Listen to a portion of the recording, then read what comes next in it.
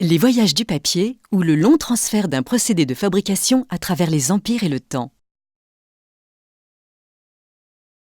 Le papier est inventé en Chine au IIIe siècle avant notre ère, dans la région de Leyang. Il est fabriqué à partir de fibres végétales issues de plantes disponibles localement, bambou, chanvre, lin, écorce de mûrier, paille de riz ou de blé, etc.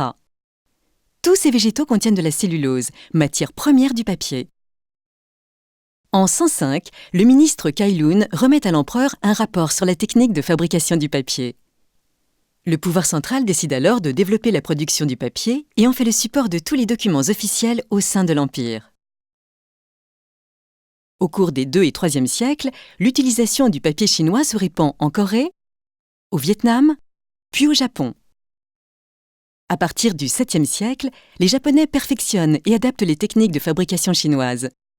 Le papier devient un élément essentiel de leur culture et de leur vie quotidienne. Vers 600 déjà, les caravanes des marchands d'Asie exportent le papier vers l'Égypte.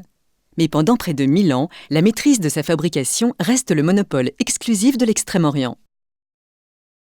En 751, la bataille de Talas gagnée par les Arabes face aux Chinois marque un tournant. Les Arabes accèdent au secret de fabrication du papier auprès d'artisans papetiers chinois faits prisonniers. À Samarcande, une première manufacture est mise en place.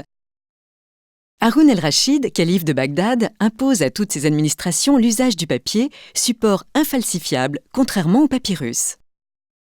De Bagdad, la fabrication du papier se propage ensuite jusqu'en Andalousie, en passant par Damas, l'Égypte et le Maghreb.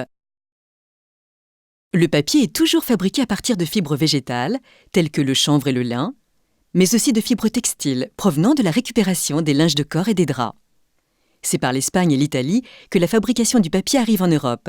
Désormais, les chiffons sont la seule matière première utilisée. En France, un premier moulin est mis en activité à Troyes en 1348.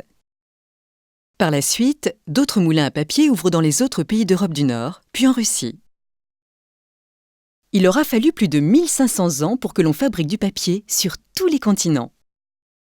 Plusieurs inventions ont fait peu à peu basculer la fabrication du papier de l'artisanat à l'industrie.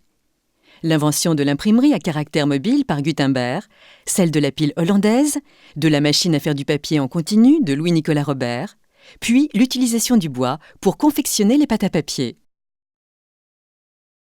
À ce jour, la Chine est le plus grand producteur de papier, devant l'Europe, les États-Unis et l'Inde. Les conditions de production, la gestion des ressources naturelles, la maîtrise des consommations énergétiques et des rejets polluants sont encore toutefois très inégales selon les pays. Afin de fournir des repères et des garanties certifiées aux consommateurs, des labels et des normes écologiques ont été créés. Soyez-y attentifs.